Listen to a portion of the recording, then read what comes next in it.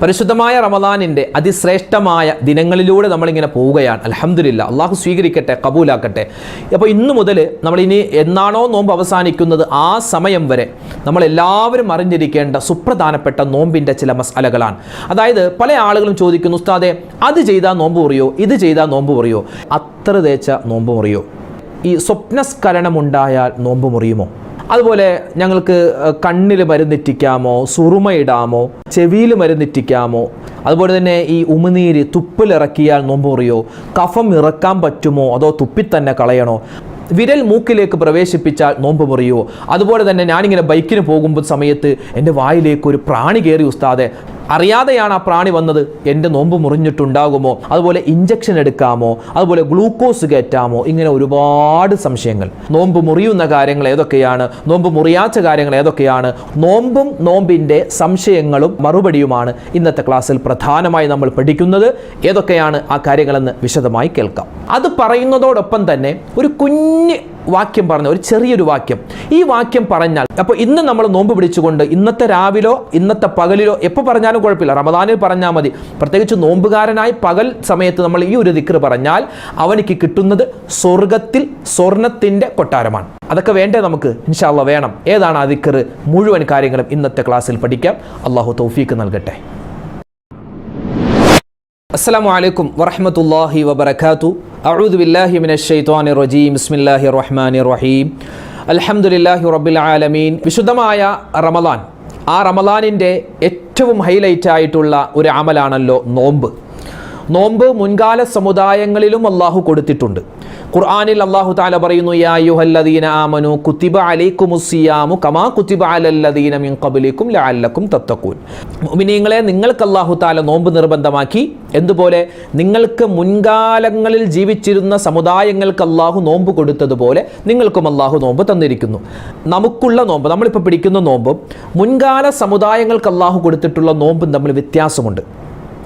നമുക്ക് അള്ളാഹു തന്നിട്ടുള്ള നോമ്പ്, നമുക്ക് പകൽ മാത്രമേ നോമ്പുള്ളൂ. മുൻകാല സമുദായങ്ങൾക്കുള്ള പ്രവാചകന്മാരുടെ കാലഘട്ടത്തിലൊക്കെ 24 മണിക്കൂറും നോമ്പാണ്. രാത്രിയിലും നോമ്പ്, പകലിലും നോമ്പ്.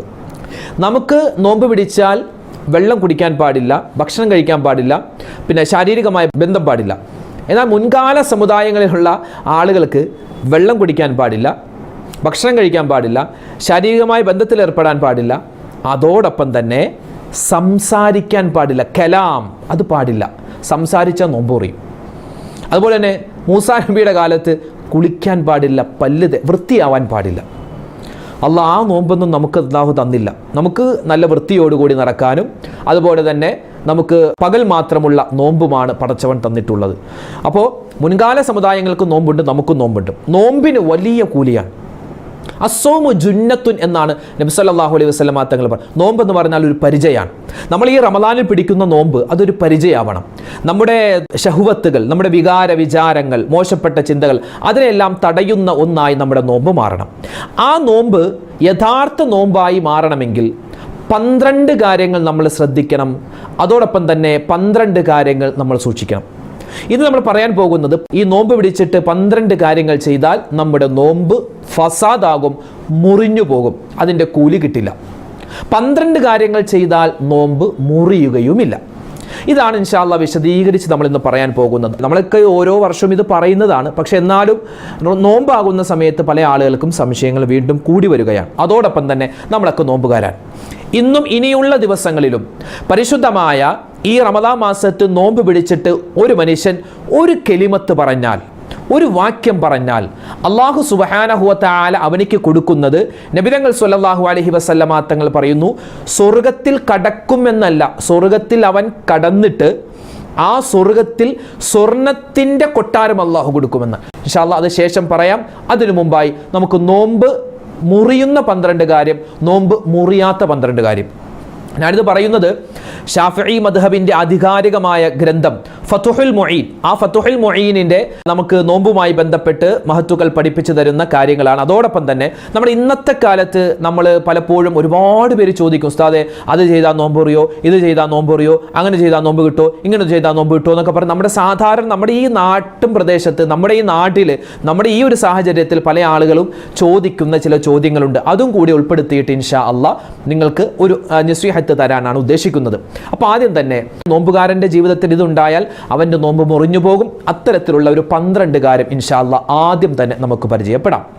ഒന്നാമത്തേത്, തുറക്കപ്പെട്ട ദ്വാരങ്ങളിലൂടെ എന്തെങ്കിലും ഉള്ളിലേക്ക് പ്രവേശിക്കുക. ഉദാഹരണം, നമ്മുടെ 2 മൂക്ക് തുറക്കപ്പെട്ട അവയവമാണ്, 2 ചെവി തുറക്കപ്പെട്ട അവയവമാണ്, വായ തുറക്കപ്പെട്ട അവയവമാണ്, ഗുഹ്യ അവയവങ്ങൾ തുറക്കപ്പെട്ട അവയവങ്ങളാണ്. ഈ തുറക്കപ്പെട്ട അവയവങ്ങളിലൂടെ എന്തെങ്കിലും ഉള്ളിലേക്ക് പ്രവേശിക്കുക. അത് ഭക്ഷണമാവാം, വെള്ളമാവാം, ചിലപ്പോൾ പ്രാണികളാവാം. അത് മനഃപൂർവ്വം പ്രവേശിച്ചു കഴിഞ്ഞാൽ നമ്മുടെ നോമ്പ് മുറിഞ്ഞു പോകുന്നതാണ്. അപ്പോൾ ചില ആളുകൾ ഈ ഒരു കാലഘട്ടത്തിൽ ചോദിക്കുന്നതാണ്, ഉസ്താദേ നോമ്പുകാരന് ചെവിയിൽ മരുന്ന് ഇറ്റിക്കാമോ, മൂക്കിൽ മരുന്ന് ഇറ്റിക്കാമോ? കൊറോണയുടെ കാലത്ത് ചോദിച്ചിരുന്നു കൊറോണ ടെസ്റ്റ് ചെയ്യാമോ എന്ന്. അപ്പോൾ അതിൻ്റെ മറുപടി, ചെവിക്കുള്ളിലേക്ക് മരുന്നൊഴിച്ചാൽ അത് തുറക്കപ്പെട്ട അവയവമാണ്, അതിലേക്ക് വെള്ളമൊഴിച്ചാൽ നോമ്പ് മുറിഞ്ഞു പോകും. മൂക്ക് തുറക്കപ്പെട്ട അവയവമാണ്, മൂക്കിലേക്ക് നമ്മൾ മരുന്നിറ്റിക്കുമ്പോൾ അത് മൂക്കിലൂടെ ഉള്ളിലേക്ക് പോകും. ഉള്ളിലേക്ക് പോയാൽ അത് നോമ്പ് മുറിഞ്ഞു പോകുന്നതാണ്. അതുപോലെ തന്നെ രണ്ടാമതായി ശ്രദ്ധിക്കേണ്ട ഒരു കാര്യമാണ് തിന്നുക, കുടിക്കുക. മറന്നിട്ടല്ല, മനഃപൂർവ്വം. ഒരാൾ നോമ്പുകാരനാണ്, അയാൾ ഭക്ഷണം കഴിച്ചു അല്ലെങ്കിൽ വെള്ളം കുടിച്ചു, നോമ്പ് മുറിഞ്ഞു പോകുന്നതാണ്. ഇവിടെ ശ്രദ്ധിക്കേണ്ട ഒരു മസലയാണ്. പല ആളുകൾക്കും സംശയമുണ്ട്, ഉസ്താദെ ഈ നോമ്പുകാരനെ സംബന്ധിച്ചിടത്തോളം എനിക്ക് ഈ കഫം കൂടുതലുണ്ടാകും. നമ്മൾ എത്രമാത്രം നോമ്പ് പിടിക്കുന്നു അത്രമാത്രം നമ്മുടെ ശരീരത്തിൽ നിന്നും കഫവും പിത്തവും അതൊക്കെ പോകുമെന്നാണ്, ശരീരം ഉഷാറാകും. അപ്പോൾ അങ്ങനെ ഉഷാറാകുന്നതിൻ്റെ ആ പ്രോസസ്സിങ്ങിൽ പെട്ടതാണ് നമ്മുടെ ശരീരത്തിലുള്ള വേണ്ടാത്ത വസ്തുക്കളൊക്കെ പുറത്തേക്ക് പോവുക. അപ്പോൾ ഈ നോമ്പുകാരനെ സംബന്ധിച്ചിടത്തോളം പണ്ടൊക്കെ 24 മണിക്കൂറും തുപ്പാണ്, ഇങ്ങനെ തുപ്പിക്കൊണ്ട് നടക്കുമായിരുന്നു നോമ്പുകാർ.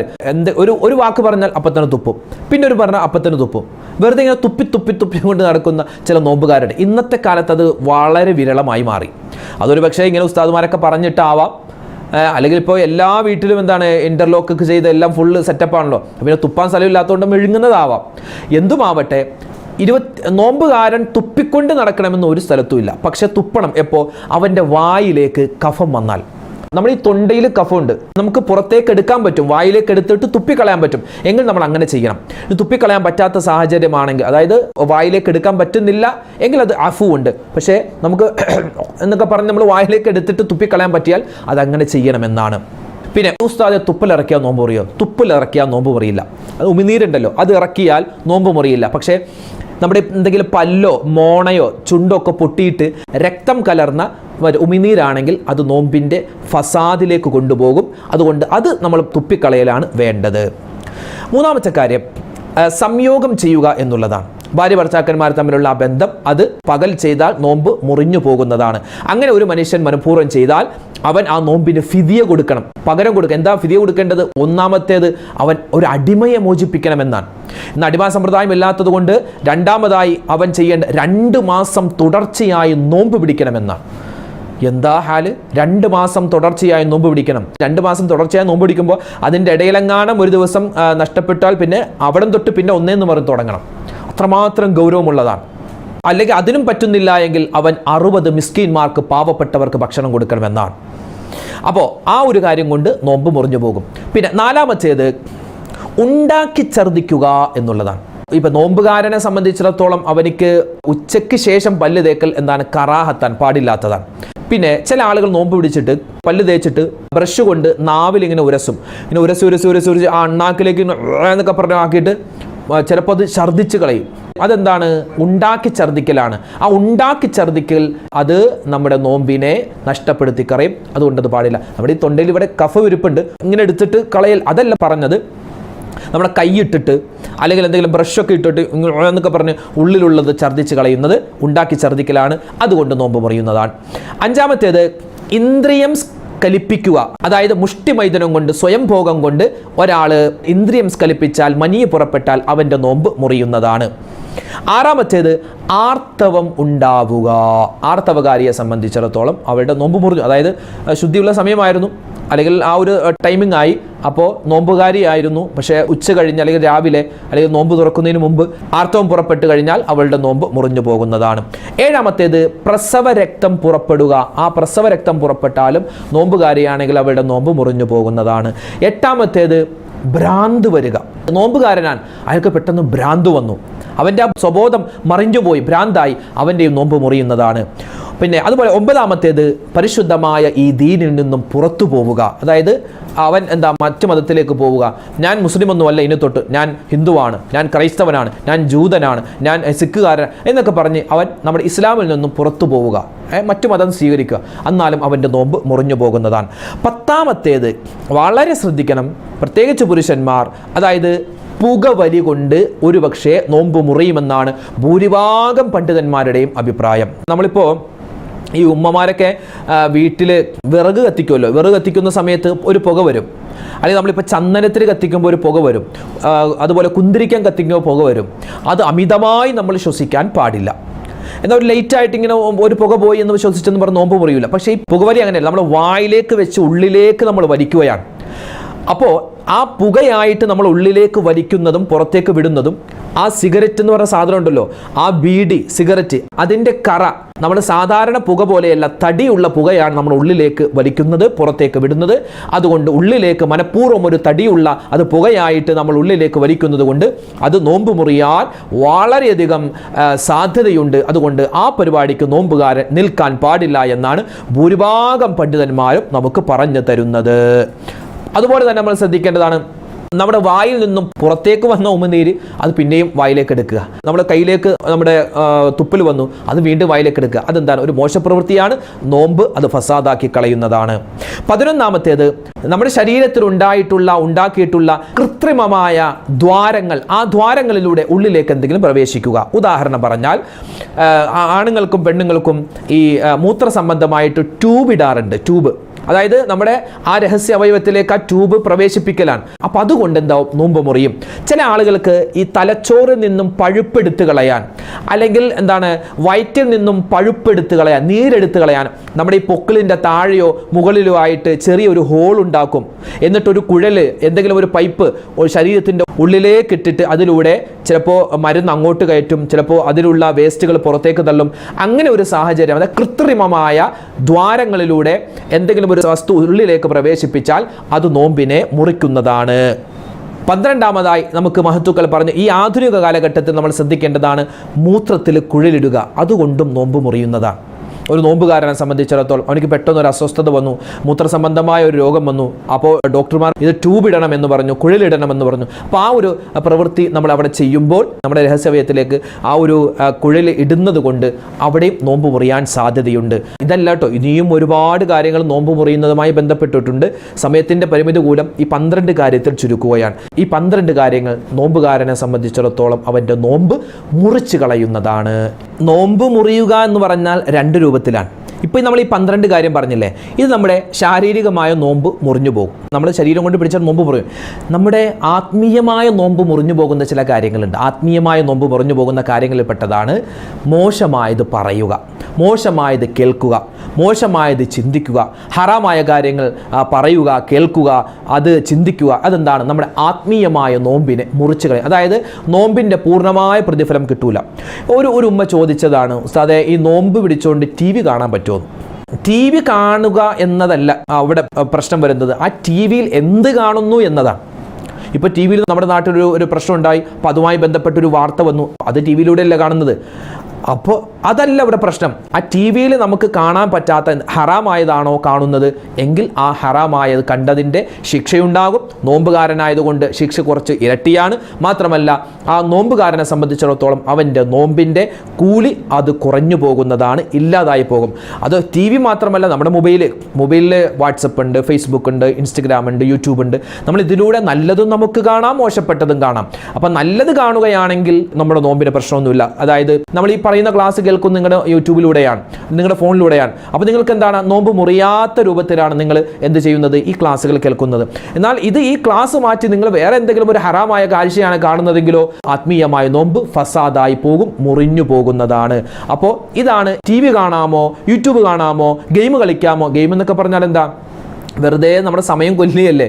ആ നോമ്പാണ്, ഇനി വേറെ പണിയൊന്നുമില്ല, അപ്പോൾ വെറുതെ ഇങ്ങനെ ഗെയിം കളിക്കുക, ഗെയിമിങ്ങനെ കളിച്ചുകൊണ്ടിരിക്കുന്നു. അതെന്താണ്? നമ്മുടെ സമയത്തെ കൊല്ലലാണ്, നമ്മുടെ സമയത്തെ നഷ്ടപ്പെടുത്തലാണ്. മാത്രമല്ല അതൊരു പാഴായ പ്രവൃത്തിയാണ്. അതുകൊണ്ട് വലിയ ഗുണമൊന്നും നമുക്ക് കിട്ടാൻ പോകുന്നില്ല. മാത്രമല്ല അത് റമദാനിൻ്റെ പുണ്യമായ സമയങ്ങളെ നിസാരപ്പെടുത്തി എന്ന ഒരു കാരണം കൊണ്ട് നമ്മൾ പിടിച്ചിട്ടുള്ള നോമ്പിൻ്റെ പ്രതിഫലം കുറഞ്ഞു പോവാൻ കാരണമാണ്. അപ്പോൾ ആ കാര്യങ്ങൾ പ്രത്യേകം ശ്രദ്ധിക്കുക. അതോടൊപ്പം തന്നെ ഇനി പറയാൻ പോകുന്നത് നോമ്പ് മുറിയാത്ത ചില കാര്യങ്ങളാണ്. ഒന്നാമത്തേത്, നമ്മളൊരു ബൈക്കിലൂടെ പോകുന്നു, കാറിലൂടെ പോകുന്നു, സ്കൂട്ടറിലൂടെ പോകുന്നു. അപ്പോൾ പെട്ടെന്നൊരു പ്രാണിയോ എന്തെങ്കിലും ഒരു വണ്ടോ വന്ന് നമ്മുടെ വായിൻ്റെ ഉള്ളിലേക്ക് പോയി, അല്ലെങ്കിൽ മൂക്കിൻ്റെ ഉള്ളിലേക്ക് അങ്ങോട്ട് കയറി. അങ്ങനെ ഒരു സാഹചര്യമാണ്, അത് നമ്മൾ അറിയാതെയാണ്. അങ്ങനെയുള്ളൊരു സാഹചര്യത്തിൽ നമ്മുടെ നോമ്പ് മുറിഞ്ഞു പോകുന്നതല്ല. 2, ഒരുപാട് ആളുകൾ ചോദിക്കുന്നു, പ്രത്യേകിച്ച് ഉമ്മമാരൊക്കെ, സഹോദരിമാർ, ഉസ്താദേ സുറുമയിടാമോ? സുറുമയിട്ടാൽ നോമ്പ് മുറിയുന്നത് അല്ല. എന്നാൽ മാലിക്കി മദ്ഹബ് പ്രകാരം സുറുമയിട്ടാൽ നോമ്പ് മുറിയുമെന്നാണ്. ആ കാര്യം നമ്മൾ പ്രത്യേകം ശ്രദ്ധിക്കണം. ഷാഫി മദ്ഹബ് പ്രകാരം നോമ്പ് മുറിയില്ല. 3-ാമത്തേത്, നമ്മുടെ കണ്ണിൽ മരുന്ന് ഇറ്റിക്കുക. കണ്ണ് സൂക്കേടുണ്ട്, അപ്പോൾ കണ്ണിൽ മരുന്ന് ഇറ്റിച്ചു, അല്ലെങ്കിൽ നമ്മൾ മുഖം കഴുകുമ്പോൾ കുറച്ച് വെള്ളം എടുത്തിട്ട് കണ്ണിങ്ങനെ കഴുകി, അതുകൊണ്ട് നമ്മുടെ നോമ്പ് മുറിയില്ല. 4-ാമത്തേത്, തലയിൽ എണ്ണ തേക്കുക. കുറച്ച് എണ്ണയൊക്കെ എടുത്ത് തലയിൽ തേച്ചു എന്ന് വെച്ച് നോമ്പ് മുറിയുകയില്ല. പുസ്തകത്തിൽ തലയിൽ കൂടെ ഉള്ളിലേക്ക് ഇറങ്ങൂലേ, ഉള്ളിലേക്ക് ഇറങ്ങിയാലും നോമ്പ് മുറിയില്ല. 5-ാമത്തേത്, സ്വപ്നസ്ഖലനം ഉണ്ടാവുക. ഒരാൾ, അതാണാവട്ടെ പെണ്ണാവട്ടെ, അവർ കിടന്നുറങ്ങുന്ന സമയത്ത് അവർ സ്വപ്നത്തിൽ സ്ഖലനം സംഭവിച്ചാൽ അതുകൊണ്ട് നോമ്പ് മുറിയുകയില്ല. 6-ാമത്തേത് ഇഞ്ചക്ഷനാണ്, അതായത് കുത്തിവെക്കുക എന്ന് പറയില്ലേ. ഇപ്പോൾ കുത്തിവെക്കൽ 2 രൂപത്തിലാണ്. ഒന്ന്, നമ്മുടെ മസിലിലേക്ക് കുത്തിവെക്കുന്നതുണ്ട്, നമ്മുടെ മസിലിലേക്ക് കുത്തിവെക്കും, അതുകൊണ്ട് നോമ്പേ മുറിയില്ല, അത് ഉറപ്പാണ്. പിന്നെ മറ്റൊരു കുത്തിവെക്കൽ നമ്മുടെ നരമ്പ് ഇങ്ങനെ കണ്ടുപിടിച്ചിട്ട് നരമ്പിലേക്ക് കുത്തിവെക്കുന്നതുണ്ട്. അപ്പോൾ ഈ നരമ്പിലേക്ക് കുത്തിവെച്ചാൽ നോമ്പ് മുറിയുമെന്നും അഭിപ്രായം ഇല്ല എന്ന അഭിപ്രായം, നോമ്പ് മുറിയില്ല എന്നാണ് ഭൂരിഭാഗം പണ്ഡിതന്മാരുടെയും അഭിപ്രായം. അതുകൊണ്ട് നമുക്ക് എന്ത് പറയാം, ഇഞ്ചക്ഷൻ വെച്ചാൽ നമ്മുടെ നോമ്പ് മുറിയില്ല. പിന്നെ അനാവശ്യമായിട്ട് നമ്മൾ അനാവശ്യമായി ചെയ്യൂല, എന്തെങ്കിലും ആവശ്യം വരുമ്പോഴായിരിക്കും ചെയ്യുക. എന്നാലും ആ നോമ്പിൻ്റെ സാഹചര്യം മാറ്റിയിട്ട് നോമ്പ് തുറന്നതിന് ശേഷമോ മറ്റോ ആയിരിക്കണം ഈ കാര്യം ചെയ്യേണ്ടത്. അതാണ് ഏറ്റവും ഖൈറായത്. 7-ാമത്തേത്, പല്ല് തേക്കുക എന്നതാണ്. പല്ല് തേച്ചാൽ നോമ്പ് മുറിയില്ല. അതായത് ഉച്ചയ്ക്ക് ശേഷം നോമ്പുകാരൻ പല്ല് തേക്കുക എന്ന് പറഞ്ഞാൽ അതൊരു കറാഹത്തായ ഒരു നല്ല പരിപാടിയല്ല എന്ന് പറയാം. പക്ഷേ നോമ്പുകാരന് പല്ല് തേക്കാം. പല്ല് തേക്കും പ്രത്യേകം ശ്രദ്ധിക്കുക, ഈ പേസ്റ്റ് ഉണ്ടല്ലോ, പേസ്റ്റ് ഒക്കെ ഇട്ട് നല്ലപോലെ റാഹത്തായിട്ട് പല്ല് തേക്കുമ്പോൾ ആ ഉമിനീരിൻ്റെ കൂടെ എങ്ങാനും പേസ്റ്റ് ഉള്ളിലേക്ക് പോയാൽ, ആ പേസ്റ്റിൻ്റെ പതയോ ആ ഉമിനീരോടുകൂടി പോയാൽ നോമ്പ് മുറിയാൻ സാധ്യതയുണ്ട്. അപ്പോൾ അത് പരമാവധി ഉള്ളിലേക്ക് പോവാതെ നമ്മൾ ശ്രദ്ധിക്കേണ്ടതുണ്ട്. 8-ാമത്തേത്, ഉള്ളിൽ നിന്നും കഫം വലിച്ചെടുത്ത് തുപ്പുക. അത് നമ്മുടെ നോമ്പ് മുറിയില്ല. ഇപ്പോൾ നമ്മുടെ ഈ മൂക്കിൻ്റെ ഈ ഭാഗത്തും ഈ തൊണ്ടയിലൊക്കെ കഫക്കെട്ടുണ്ടെങ്കിൽ അത് നമ്മൾ ഇങ്ങനെ വലിച്ചെടുത്ത് തുപ്പിക്കളയൂലേ, അങ്ങനെ വലിച്ചെടുത്ത് തുപ്പി എന്ന് പറഞ്ഞ് നമ്മുടെ നോമ്പ് മുറിയുകയില്ല. 9-ാമത്തേത്, രക്തം എടുക്കുക. ടെസ്റ്റ് ചെയ്യാൻ വേണ്ടി നമ്മുടെ രക്തം എടുത്തു, അല്ലെങ്കിൽ രക്തം നമ്മൾ കൊടുക്കുന്നു, അങ്ങനെയുള്ള സാഹചര്യത്തിൽ നോമ്പ് മുറിയില്ല. പക്ഷെ എന്നാലും ആ നോമ്പുകാരനെ സംബന്ധിച്ചിടത്തോളം നോമ്പ് പിടിച്ചുകൊണ്ട് ആ ഒരു പ്രവൃത്തി ചെയ്യാതിരിക്കലാണ് ഖൈർ. എന്തെങ്കിലും എമർജൻസി ആണെങ്കിൽ മാത്രം ആ കാര്യം ചെയ്താൽ മതി. 10-ാമത്തേത്, ഗ്ലൂക്കോസ് കുത്തിവെക്കൽ. അതായത് ഈ ക്ഷീണം ഇല്ലാതിരിക്കുക. ചില ആൾക്കാരുണ്ട് നോമ്പ് പിടിച്ചിട്ട് ഭയങ്കര ക്ഷീണം, അപ്പോൾ എന്ത് ചെയ്യുക, നോമ്പ് മുറിക്കാനും പറ്റില്ല, അപ്പോൾ കുറച്ച് ഗ്ലൂക്കോസ് കയറ്റുക ശരീരത്തിലേക്ക്. അങ്ങനെ ചെയ്യൽ നോമ്പിനെ ഫസാദാക്കി കളയും, നോമ്പിൻ്റെ പ്രതിഫലത്തെ ഇല്ലാതാക്കി കളയും. അതുകൊണ്ട് ഗ്ലൂക്കോസ് കയറ്റി എന്ന് പറഞ്ഞാൽ നോമ്പ് മുറിയൊന്നുമില്ല, പക്ഷേ അതിൻ്റെ പ്രതിഫലം കുറച്ച് കളയും. 11-ാമത്തേത്, മൂക്കിൽ വിരലിടുക. അതുകൊണ്ട് നോമ്പ് മുറിയുകയില്ല. നമ്മൾ കൊറോണയുടെ സമയത്തൊക്കെ നമ്മുടെ ഈ മൂക്കിൽ നിന്നും സ്രവം എടുക്കാൻ വേണ്ടി ഒരു പ്ലാസ്റ്റിക്കിൻ്റെ ഒരു കോല് പോലത്തെ വസ്തു ഇങ്ങനെ മൂക്കിൻ്റെ ഉള്ളിലേക്ക് പ്രവേശിപ്പിക്കും. തരിമൂക്കിൻ്റെ ആ ഭാഗത്ത് അത് പ്രവേശിക്കുന്നത് കൊണ്ട് വരുന്നത് കൊണ്ട് നോമ്പ് മുറിയുമായിരുന്നു. എന്നാൽ ഈ കൈ നമ്മുടെ മൂക്കിലേക്ക് പ്രവേശിപ്പിച്ചു എന്ന് പറഞ്ഞ് നോമ്പ് മുറിയില്ല. പക്ഷേ ആ പണി ചെയ്യാതിരിക്കലാണ് നോമ്പുകാരൻ വേണ്ടത്. അതുപോലെ തന്നെ മറ്റൊരു സംശയം, 12-ാമത്തേത്, ഉസ്താദേ ഹെഡ്സെറ്റ് വെച്ചാൽ നോമ്പ് മുറിയോ? ഹെഡ്സെറ്റ് ഉള്ളിൽ വെച്ചാൽ നോമ്പ് മുറിയൊന്നുമില്ല. കാരണം അത് ഉള്ളിലേക്ക് പ്രവേശിക്കുന്ന ഈ പുറം ഭാഗം നമുക്ക് കാണാൻ പറ്റുന്ന ഭാഗത്തേക്കാണ് ആ ഹെഡ്സെറ്റ് പ്രവേശിക്കുന്നത്. അതുകൊണ്ട് ഹെഡ്സെറ്റ് വെച്ചാൽ നോമ്പ് മുറിയില്ല.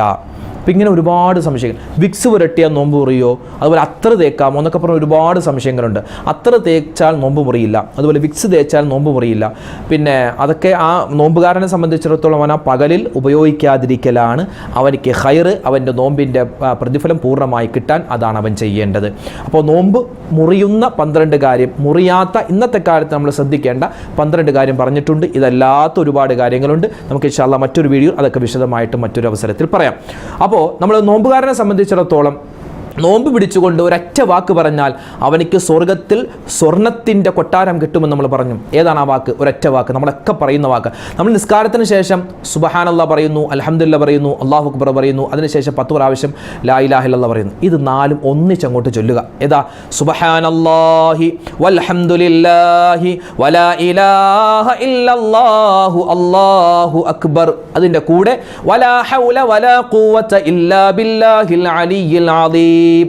ഈ ദിക്ർ സുബ്ഹാനല്ലാഹി വൽഹംദുലില്ലാഹി വലാ ഇലാഹ ഇല്ലല്ലാഹു അല്ലാഹു അക്ബർ വലാ ഹൗല വലാ ഖുവത ഇല്ലാ ബില്ലാഹിൽ അലിയ്യിൽ അദീം എന്നൊരു നോമ്പുകാരനായ മനുഷ്യൻ അവൻ നോമ്പ് പിടിച്ചുകൊണ്ട് ഒരു പ്രാവശ്യം പറഞ്ഞാൽ അള്ളാഹിന്റെ ഹബീബ് പഠിപ്പിക്കുന്നു, സ്വർഗത്തിൽ സ്വർണത്തിന്റെ കൊട്ടാരം അവന് കാത്തിരിക്കുകയാണ്. അള്ളാഹു തൗഫീഖ് നൽകട്ടെ. നമുക്ക് ഒരുപാട് വട്ടം അതൊക്കെ പറയാനും ഒരുപാട് പ്രതിഫലങ്ങൾ കരസ്ഥമാക്കുവാനും കരുണാവാരിധിയായ പടച്ചവൻ നമുക്ക് തൗഫീഖ് നൽകുമാറാവട്ടെ. ഇനിയും ഒരുപാട് കാര്യങ്ങൾ നമുക്ക് നോമ്പുമായി ബന്ധപ്പെട്ട് പഠിക്കാനുണ്ട്, ഒരുപാട് മസാലകൾ ചർച്ച ചെയ്യാനുണ്ട്, ഒരുപാട് നമസ്കാരങ്ങളെപ്പറ്റി പഠിക്കാനുണ്ട്. വരുന്ന സമയങ്ങളിൽ, ദിവസങ്ങളിൽ അതൊക്കെ നമുക്ക് പറയാം, നമുക്ക് പഠിക്കാം. അല്ലാഹു തആല ഈ റമദാനിനെ അനുകൂലമായ സാക്ഷിയാക്കി തന്ന് അനുഗ്രഹിക്കുമാറാവട്ടെ.